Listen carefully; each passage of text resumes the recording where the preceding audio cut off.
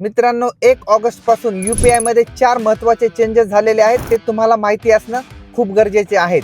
त्यातील पहिला चेंजेस हा आहे की तुम्ही UPI वरून पेमेंट करताना ते पेमेंट फेल झालं किंवा स्टक झालं तर ते तुम्ही फक्त 3 वेळा चेक करू शकता आणि 2 चेकिंग मध्ये 90 सेकंदाचा गॅप असणं गरजेचं आहे. नंबर 2, तुमचे जे रेग्युलर शेड्यूल्ड ऑटो पे आहेत, जसे की OTT सबस्क्रिप्शन, त्याचबरोबर युटिलिटी बिल्स, त्याचबरोबर EMI पेमेंट्स यांसारखे रेग्युलर ऑटो पेमेंट्स हे फक्त नॉन पीक आवर्समध्येच एक्झिक्यूट होणार आहेत. त्याचबरोबर सिंगल मॅन्डेटसाठी आता फक्त 4 अटेम्प्ट्स अलाव आहेत.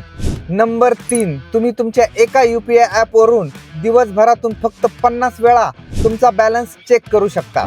नंबर 4, एका UPI ॲपवरून तुम्ही दिवसभरातून फक्त 25 वेळा तुमची बँक डिटेल्स चेक करू शकता. मित्रांनो, हा महत्त्वाचा व्हिडिओ तुमच्या सगळ्या मित्रांना शेअर करा व असेच महत्त्वाचे व्हिडिओ इथून पुढेही पाहण्यासाठी लगेच सबस्क्राईब करा.